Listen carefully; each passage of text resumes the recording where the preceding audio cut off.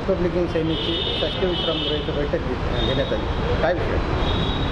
Bharat Ratna doctor Babasaheb Ambedkar यांच्या 134व्या जयंती महोत्सवाच्या अनुषंगानं नांदेड शहरामध्ये, नांदेड जिल्ह्यामध्ये आणि महाराष्ट्रामध्ये, देशामध्ये जे आहे ते खऱ्या अर्थानं 10 तारखेपासून जे आहे ते अनेक कार्यक्रम सुरू होतात आणि हे 30 एप्रिलपर्यंत जे आहे ते हे कार्यक्रम चालत असतात.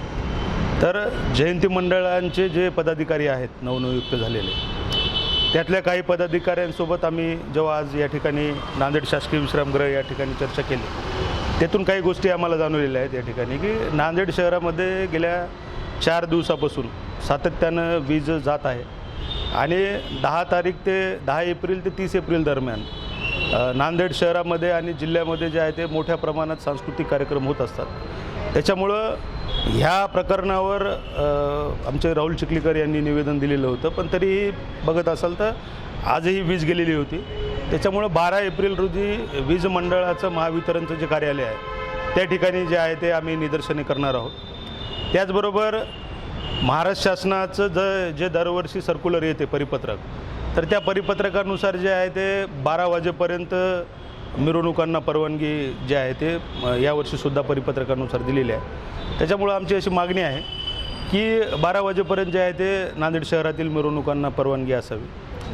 त्याचबरोबर कायदा सुव्यवस्थेचा प्रश्न हा डॉक्टर बाबासाहेब आंबेडकरांच्या जयंती मंडळामध्ये गणेशनगर या ठिकाणी जो काय राठोडचा दारूचा अड्डा आहे, तर तो 24 तास जो आहे तो राठोडचा दारूचा अड्डा सुरू आहे. त्याचबरोबर गणेशनगर वॉय पॉईंटपासून आपण बघत असाल तर फायर स्टेशनपर्यंत, तर त्या परिसरामध्ये अनेक लोक जे आहे ते ज्यामध्ये अल्पवयीन मुलांचा खास करून सहभाग असतो, तर ते कमरेला जे काही कट्टे बंदुका जे आहे ते बाबासाहेबांच्या मिरवणुकीमध्ये त्या ठिकाणी तलवारी हातात घेऊन नाचणं असेल, बंदुका घेऊन नाचणं असेल, अशा प्रकारचे गुन्हे काही लोकांवर दाखल आहेत. तर अशा हिस्ट्री सीटर असणाऱ्या जे काही लोक आहेत त्यांना 14 एप्रिलच्या दिवशी पायबंद करावं, जेणेकरून कायदा सुव्यवस्थेचा प्रश्न निर्माण होऊ नये.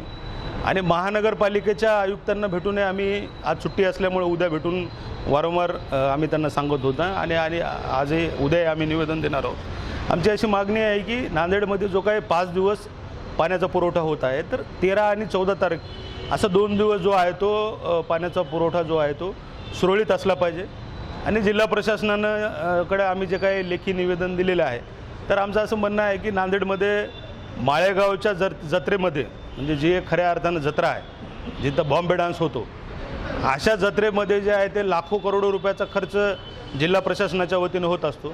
पण डॉक्टर बाबासाहेब आंबेडकरांच्या जयंतीच्या मिरवणुकीमध्ये एवढ्या 42 डिग्री प्लस वातावरणामध्ये एक ॲम्ब्युलन्स किंवा मेडिकल सुविधा किंवा अन्य कोणत्याही शासनाकडून, जिल्हा प्रशासनाकडून जे आहे ते सुविधा होत नाहीत.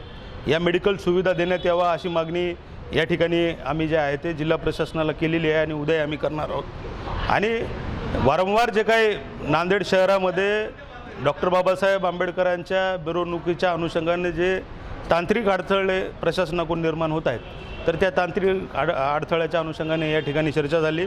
मग ग्रामीण भागामध्ये जयंतीच्या मिरवणुकाची अडवणूक होत असेल किंवा त्याचबरोबर नांदेड शहर जे आहे ते नांदेड शहरामध्ये काही जयंती मंडळांना ज्या काही परवानग्या ज्या आहेत त्या उशिरा मिळत आहेत किंवा तात्काळ ठेवून त्यांना परवानग्या नाकारत आहेत, तर या सर्व विषयाच्या अनुषंगाने जे आहे ते या ठिकाणी आज शासकीय विश्रामगृह या ठिकाणी मंथन झालं.